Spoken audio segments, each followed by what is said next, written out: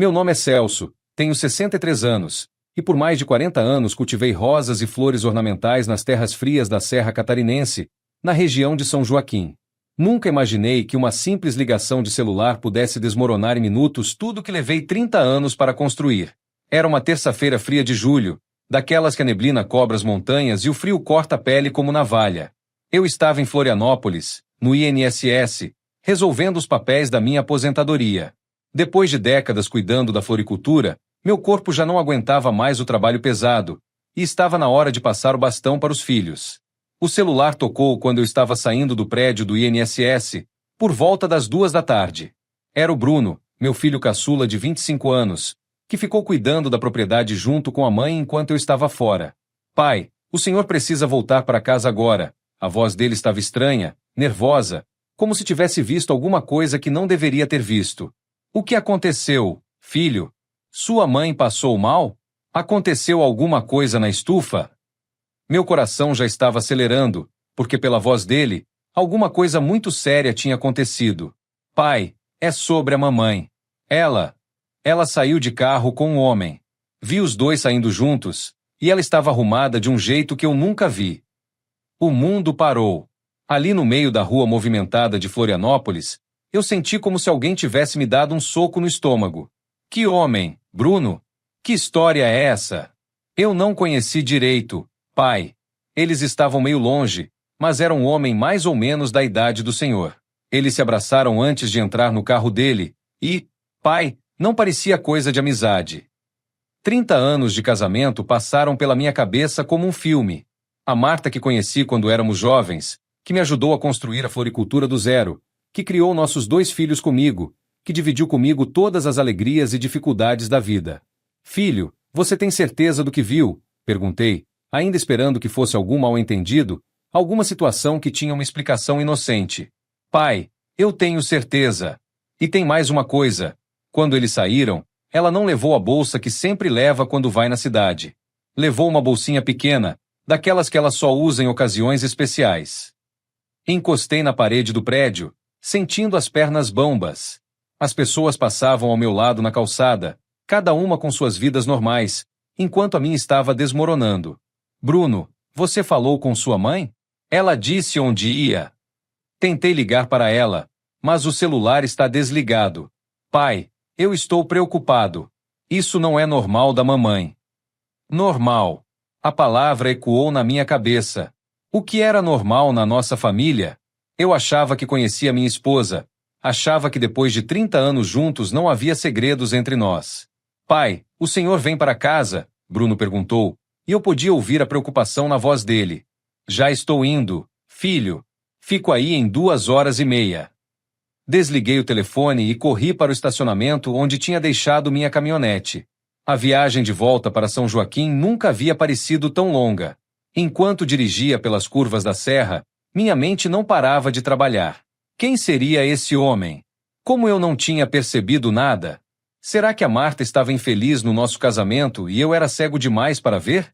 A viagem pela serra nunca me pareceu tão eterna.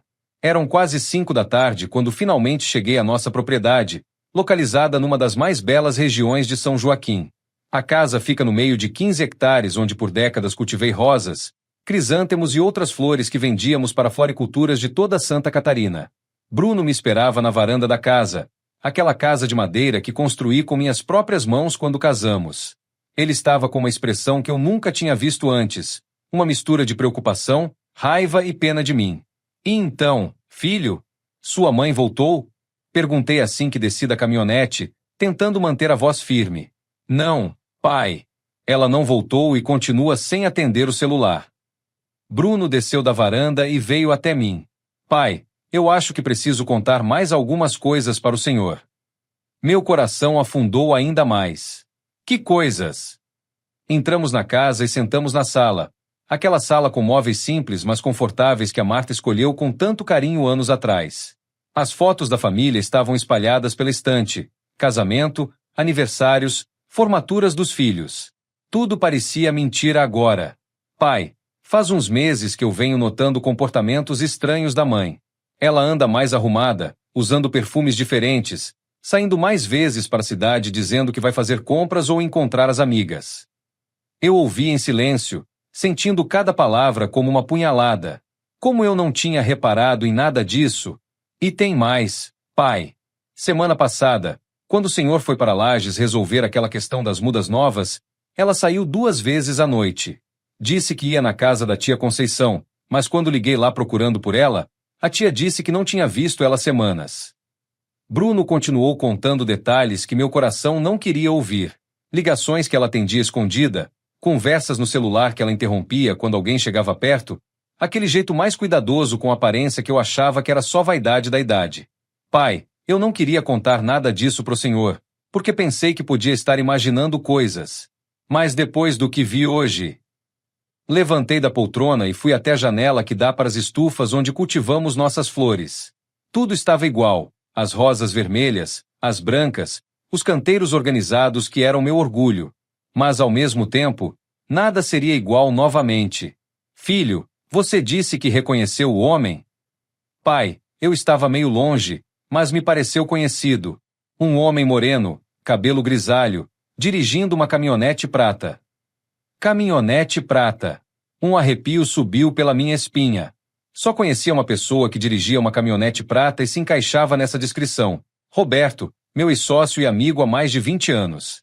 Bruno, você tem certeza que era uma caminhonete prata? Tenho, pai. Uma Toyota Hilux, dessas novas. Roberto tinha uma Hilux prata. Roberto, que havia sido meu sócio na floricultura por quase 10 anos, até decidirmos separar os negócios de forma amigável há 5 anos. Roberto, que continuou sendo nosso amigo da família, que vinha jantar em casa no Natal e no Ano Novo. Roberto, que eu considerava quase um irmão.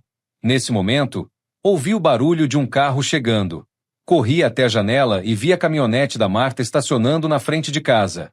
Ela desceu do carro com uma tranquilidade que me deixou ainda mais nervoso, como se nada tivesse acontecido. Ela chegou, pai, Bruno disse, vindo até a janela. Marta subiu as escadas da varanda e entrou em casa como se fosse um dia qualquer. Usava uma blusa que eu nunca tinha visto, um batom mais forte que o normal, e seus cabelos estavam diferentes, mais soltos, mais arrumados. Oi, amor, ela disse quando me viu na sala. Você voltou cedo de Florianópolis. Conseguiu resolver tudo no INSS? A naturalidade dela me chocou mais que qualquer confissão poderia ter me chocado. Marta entrou na sala como se nada tivesse acontecido, beijou meu rosto do jeito de sempre e perguntou se eu queria café. A naturalidade dela era tanta que por um momento eu cheguei a duvidar do que Bruno tinha me contado. Onde você estava, Marta? Perguntei, tentando manter a voz calma. Fui na cidade. Amor. Tinha umas coisas para resolver, umas compras para fazer. Ela nem me olhava direito enquanto falava, estava ocupada organizando a bolsa. Bruno estava parado na porta da sala, observando tudo em silêncio. Eu fiz um sinal para ele se retirar. Essa conversa precisava ser só entre nós dois. Que tipo de compras? Insisti, e pela primeira vez ela me olhou nos olhos. Havia algo diferente naquele olhar, uma distância que eu não conseguia identificar. Coisas de mulher. Celso. Fui na farmácia, no mercado, aproveitei e fui no salão. Ela passou a mão no cabelo, como se quisesse chamar atenção para o penteado novo. Marta, o Bruno disse que te viu saindo com um homem. A expressão dela mudou na hora. O rosto ficou vermelho, depois pálido, e ela se sentou na poltrona com uma expressão que eu nunca tinha visto antes, como um animal encurralado. O Bruno está enganado. Celso, eu não saí com homem nenhum. Ele disse que você se abraçou com alguém antes de entrar no carro. Nosso filho está confundindo as coisas. Talvez eu tenha encontrado algum conhecido na rua e cumprimentado. Só isso. Mas sua voz estava tremendo, e ela não conseguia mais me olhar nos olhos. Depois de 30 anos casado, eu conhecia todos os sinais de quando ela estava mentindo.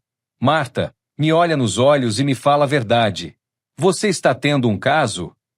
O silêncio que se seguiu foi ensurdecedor. Ela ficou ali sentada, mexendo nervosamente com a aliança, e eu pude ver lágrimas começando a formar nos olhos dela. Celso, eu? É o Roberto? Perguntei de uma vez, porque não aguentava mais aquele jogo de gato e rato. Ela levantou a cabeça tão rápido que quase machucou o pescoço. A expressão de surpresa confirmou tudo o que eu precisava saber. Como você? Caminhonete prata. Marta. Toyota Hilux prata. Só conheço uma pessoa que tem um carro desses. Ela desabou a chorar ali mesmo, na sala onde tínhamos recebido tantos amigos ao longo dos anos, onde comemoramos tantos natais, onde assistimos nossos filhos crescerem. Celso, eu posso explicar. Explica o quê, Marta? Explica como você conseguiu trair 30 anos de casamento com meu melhor amigo. Explica como você conseguiu olhar na minha cara todos esses meses fingindo que estava tudo normal. Não foi planejado, Celso. Não foi algo que eu quis que acontecesse. Mas aconteceu. E você continuou. Quantas vezes, Marta? Por quanto tempo?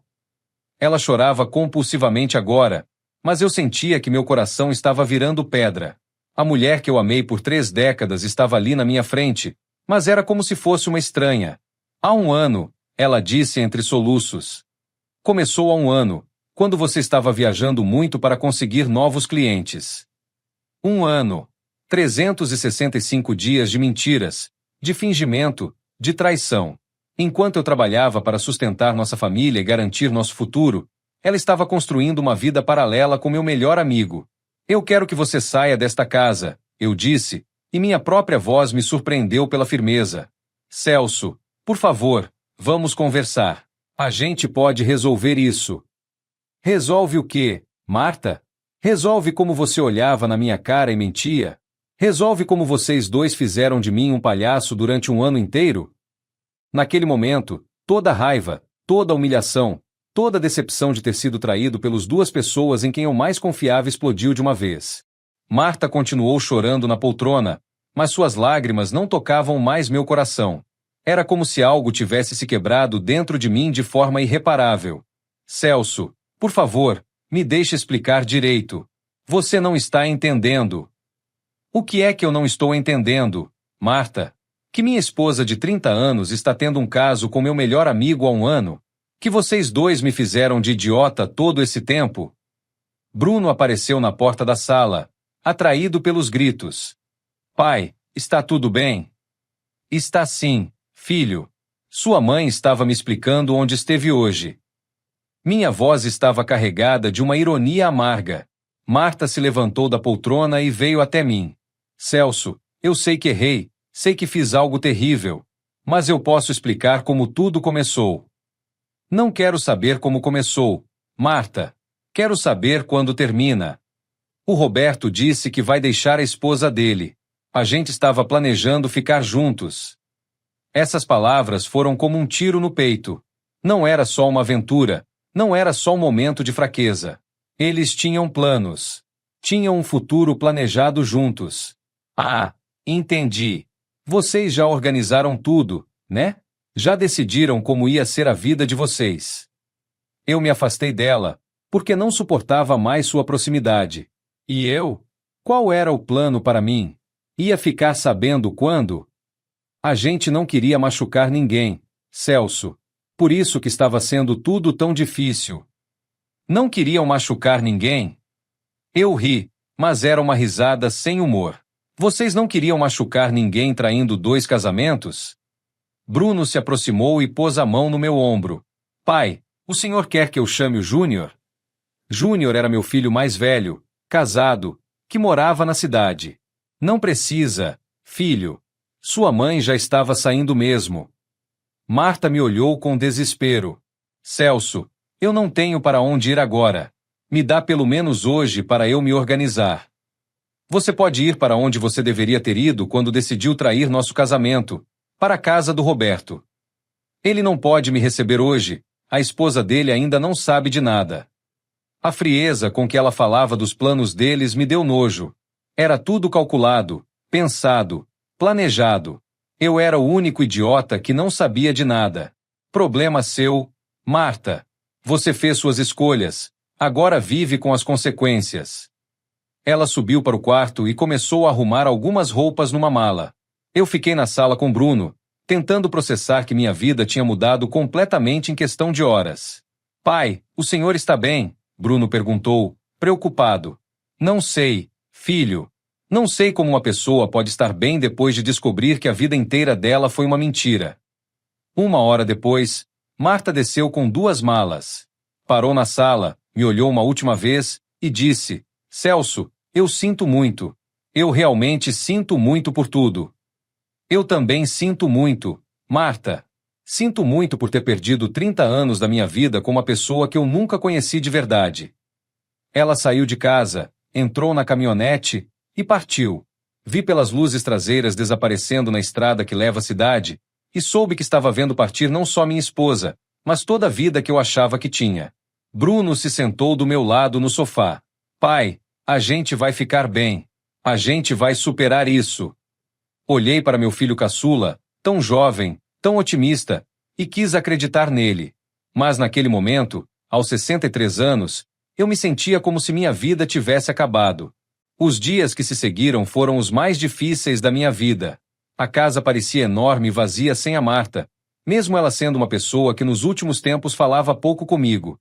Era impressionante como a ausência dela gritava em cada canto. Bruno ficou comigo os primeiros dias, preocupado com meu estado.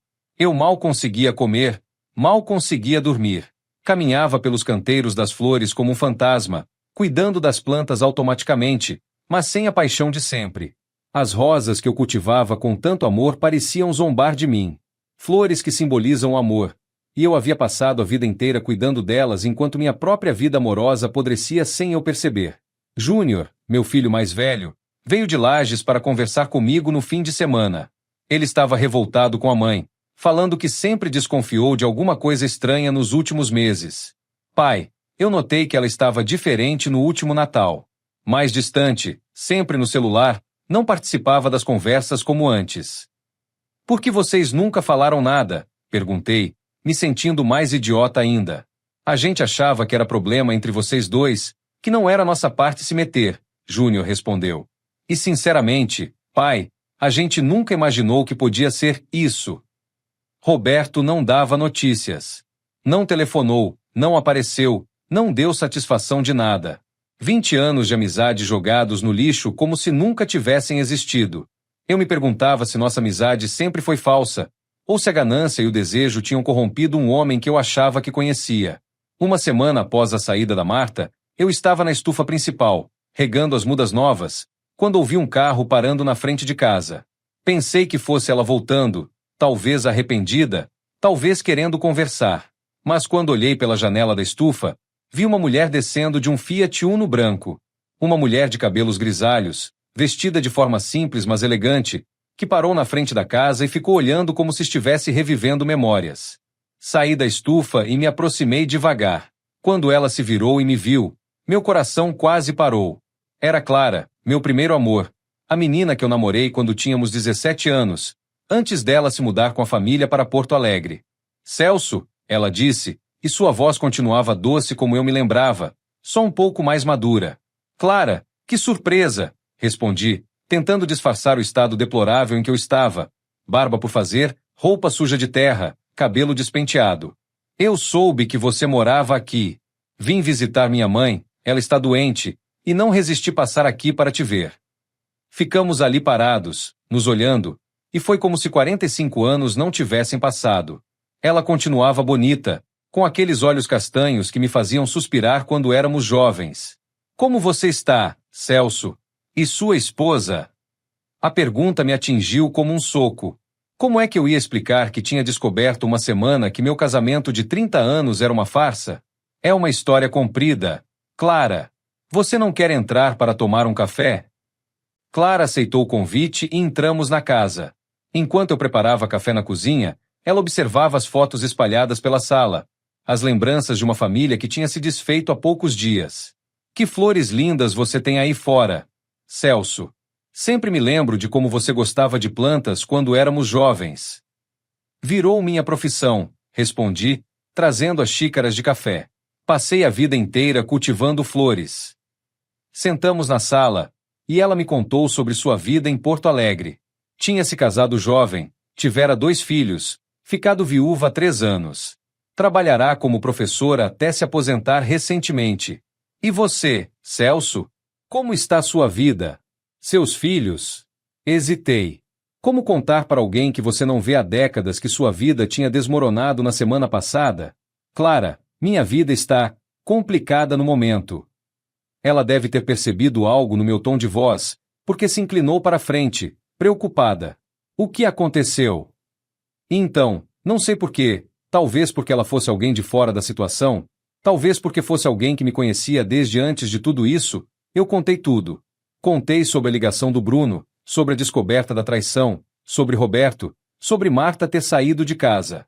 Clara me ouvia em silêncio, com uma expressão de incredulidade e pena. Quando terminei, ela balançou a cabeça e disse: Celso, eu sinto muito. Que situação terrível. O pior é que eu me sinto um idiota. Clara, 30 anos de casamento, e eu não percebi nada. Que tipo de homem é esse que não enxerga que a própria esposa está tendo um caso? Celso, não se culpe. Quando a gente confia em alguém, a gente não fica procurando sinais de traição. Isso fala bem de você, não mal. Suas palavras foram como um bálsamo no meu coração ferido. Fazia uma semana que eu só ouvia palavras de raiva, de revolta, de indignação. Clara foi a primeira pessoa que me disse algo que me consolou. E agora, o que você vai fazer? Ela perguntou. Não sei, Clara. Aos 63 anos, eu não sei mais nada sobre a vida. Celso, você tem saúde, tem filhos maravilhosos que te amam, tem essa propriedade linda, esse trabalho que você ama. Você tem muito mais do que muita gente. Olhei para ela, cabelos grisalhos, algumas rugas ao redor dos olhos, mas continuava com aquela beleza serena que me encantava quando éramos jovens. E você, Clara? Como está sendo recomeçar a vida depois de perder seu marido? Difícil, ela admitiu. Mas aprendi que a vida continua, com ou sem a gente. A gente pode escolher viver ela ou se esconder dela. Conversamos até o final da tarde. Clara me contou sobre os filhos, sobre o trabalho, sobre a decisão de voltar para São Joaquim para cuidar da mãe. Eu falei sobre a floricultura, sobre os planos de aposentadoria que tinham sido interrompidos pela descoberta da traição. Quando ela se levantou para ir embora, eu senti uma tristeza imensa. Era como se ela fosse levar embora a única paz que eu tinha sentido desde que minha vida virou de cabeça para baixo. Clara, você vai ficar muito tempo na cidade? Vou ficar uns meses, pelo menos até minha mãe se estabilizar. Posso te ligar? Ou você pode voltar aqui outro dia? Ela sorriu, e naquele sorriso eu vi a menina de 17 anos que tinha sido meu primeiro amor. Claro, Celso. Seria muito bom.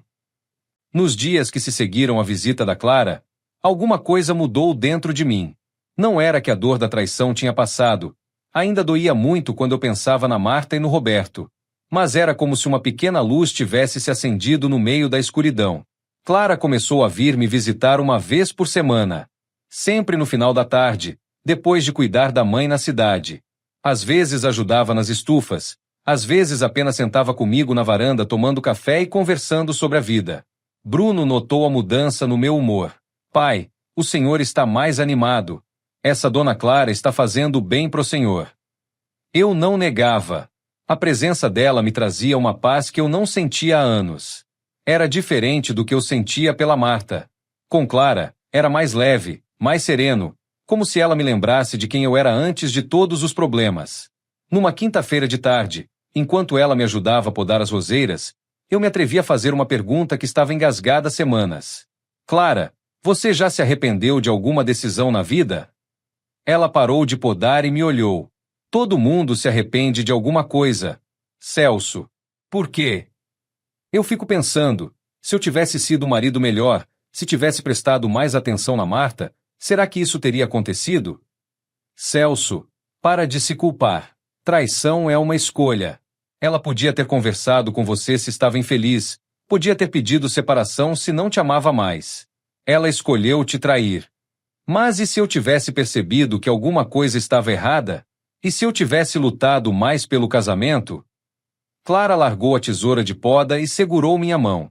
Celso, casamento se faz a dois.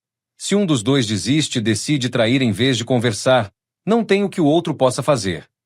O toque da mão dela na minha me arrepiou todo. Fazia tanto tempo que alguém me tocava com carinho, com intenção de consolo. Você sabe do que eu me arrependo, Celso. Do quê? De ter saído de São Joaquim sem brigar por você. Meu coração parou. Como assim? Quando meus pais decidiram se mudar para Porto Alegre, eu tinha 17 anos e estava perdidamente apaixonada por você. Mas fui embora sem nem tentar convencê-los a me deixar ficar, sem lutar pelo que eu sentia. Clara! Se eu tivesse ficado, será que nossa história teria sido diferente? Olhei nos olhos dela e vi a mesma doçura de 45 anos atrás, mas com uma maturidade que só os anos podem trazer. Talvez, respondi honestamente. Mas a gente não pode viver de talvez, né? Não pode mesmo. Mas a gente pode aprender com o passado. Naquele momento, ali no meio das roseiras que eu cultivava há décadas, eu entendi que Deus talvez tivesse permitido que minha vida desmoronasse para me mostrar que ainda havia amor no mundo. Que ainda havia pessoas capazes de me fazer sentir valorizado. Clara, posso te fazer uma pergunta meio ousada? Pode. Você acha que duas pessoas da nossa idade ainda têm direito a recomeçar? Ainda têm direito ao amor? Ela sorriu, e naquele sorriso tinha a resposta que meu coração precisava ouvir. Celso, o amor não tem idade. O amor não tem prazo de validade. O amor simplesmente é. 2 semanas depois da primeira visita da Clara, eu estava na cidade comprando ração para as galinhas quando vi Roberto saindo do banco. Fazia quase um mês que não falávamos, desde que descobri a traição. Meu primeiro impulso foi atravessar a rua e evitá-lo, mas alguma coisa dentro de mim disse que era hora de confrontar aquele homem. Roberto! Gritei do outro lado da rua. Ele olhou na minha direção, e pelo jeito que o rosto dele ficou pálido, sabia exatamente o que estava por vir. Atravessei a rua e parei na frente dele. Era estranho olhar para alguém que eu considerava um irmão e só sentir nojo e decepção. Celso, eu? Ele começou, mas eu levantei a mão para ele parar. Não fala nada, Roberto. Não tem nada que você possa falar que vá justificar o que vocês dois fizeram comigo. Ele baixou a cabeça. Celso, eu sei que não tem desculpa. Sei que fiz a pior coisa que um amigo pode fazer. 20 anos de amizade. Roberto. 20 anos que você comeu na minha mesa, dormiu na minha casa quando precisou, pegou dinheiro emprestado quando estava apertado.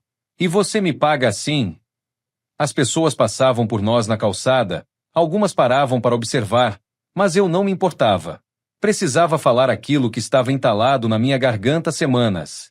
Como vocês conseguiram me olhar na cara durante um ano inteiro e fingir que não estava acontecendo nada? Perguntei, e minha voz estava tremendo de raiva. Celso, não foi planejado. Começou num momento de fraqueza. Fraqueza? Um ano de fraqueza?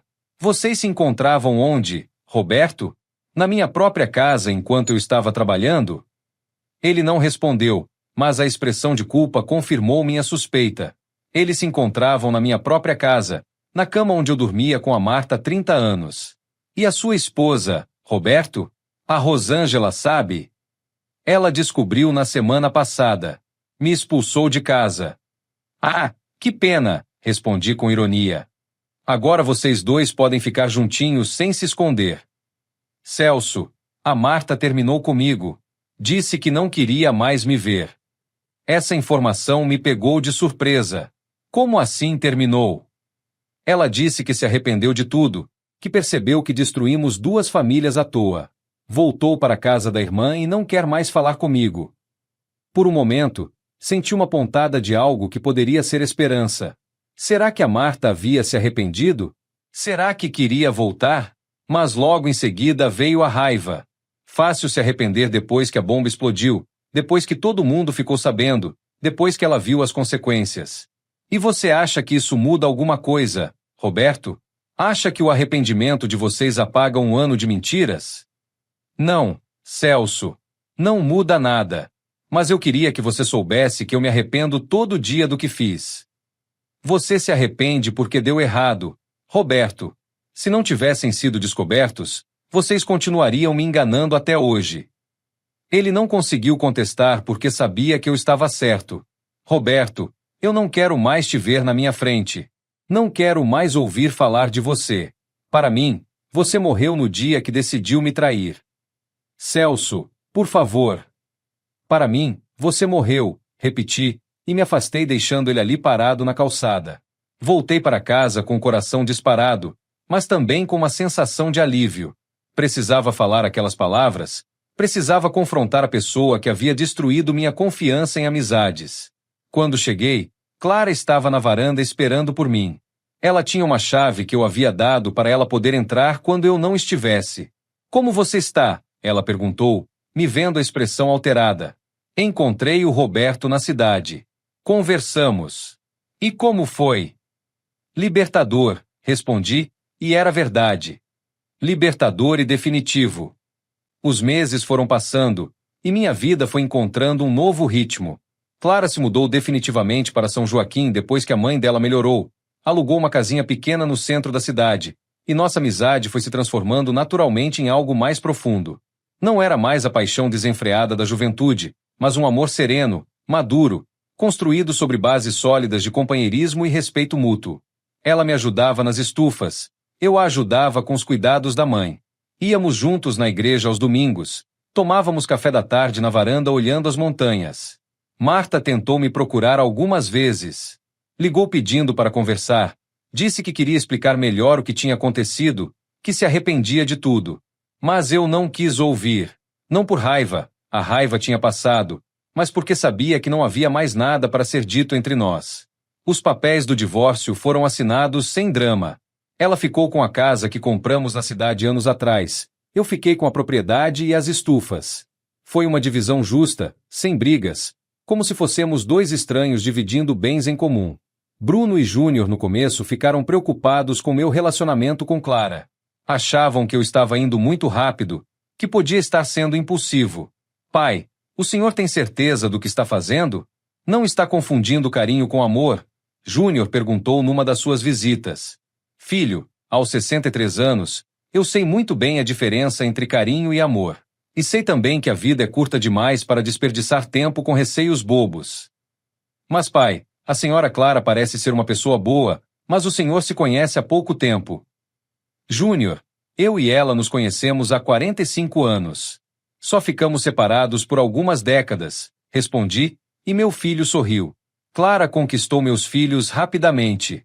Era impossível não gostar dela, sempre alegre, sempre prestativa, sempre respeitando o espaço de cada um sem tentar se impor como uma nova matriarca da família. Uma tarde de domingo, depois de um almoço em família onde Clara havia cozinhado uma das suas especialidades, os meninos foram embora e ficamos só nós dois na varanda. Celso, posso te fazer uma pergunta? Ela disse. Claro. Você ainda pensa na Marta?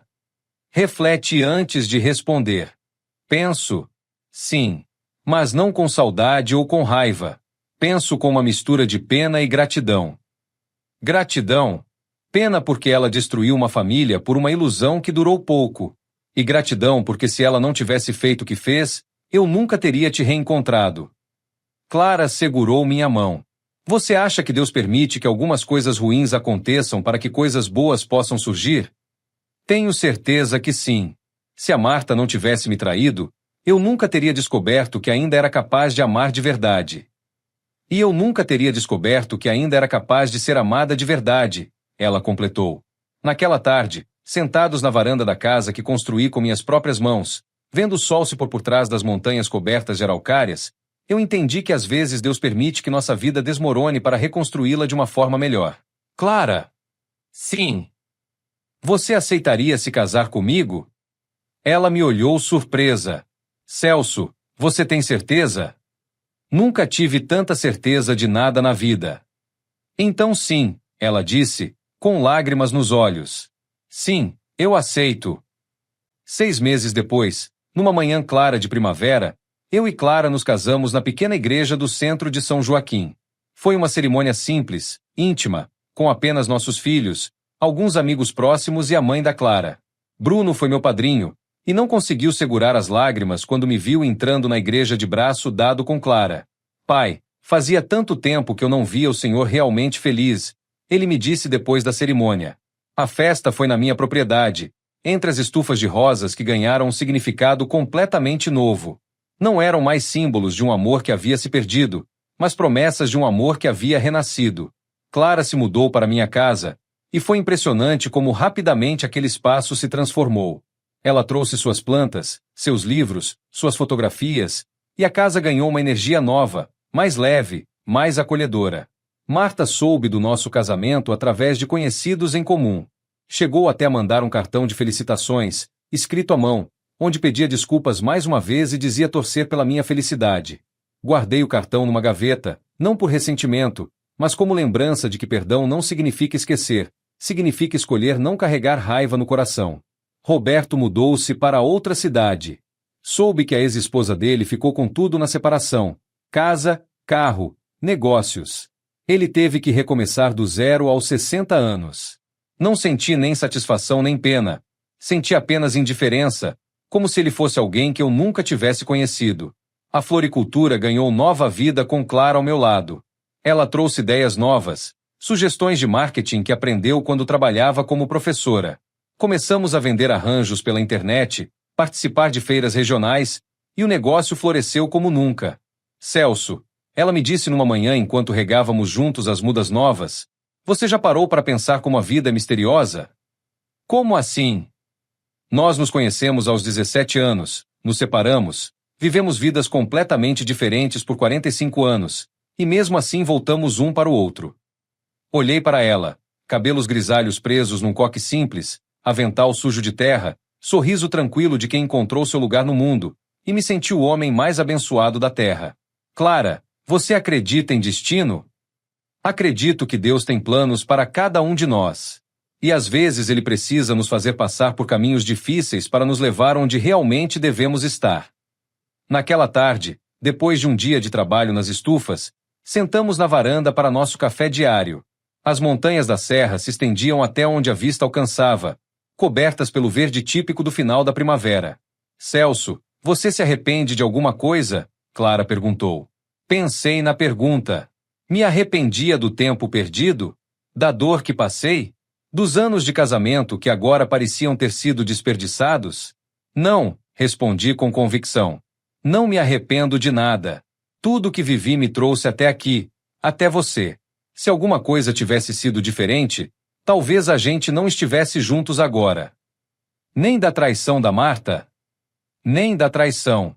Porque foi ela que me fez entender que eu merecia mais do que estava recebendo. Foi ela que me libertou para encontrar o amor verdadeiro. Clara encostou a cabeça no meu ombro. Sabe o que mais me impressiona? O quê? Como você conseguiu transformar a maior decepção da sua vida na maior bênção? Olhei para as roseiras que floresciam ao redor da casa, vermelhas, brancas, amarelas, rosa, e entendi que elas eram a metáfora perfeita da minha vida. Algumas haviam morrido no inverno rigoroso da traição, mas outras haviam brotado mais fortes e mais belas na primavera do amor verdadeiro. Clara, murmurei, obrigado por ter voltado para minha vida. Obrigada você por ter me esperado, mesmo sem saber. Naquele momento, aos 63 anos, sentado na varanda da casa que construí, ao lado da mulher que amo, cercado pelas flores que cultivei a vida inteira, eu soube que às vezes é preciso perder tudo para ganhar tudo. A ligação do Bruno naquela tarde fatídica havia destruído um mundo, mas também havia aberto as portas para outro. Um mundo onde o amor era verdadeiro, a companhia era sincera, e a felicidade não era uma mentira disfarçada. Deus havia transformado minha tempestade em bonança, minha traição em libertação, meu fim em recomeço. E eu nunca mais duvidaria de que Ele sempre tem um plano melhor do que o nosso.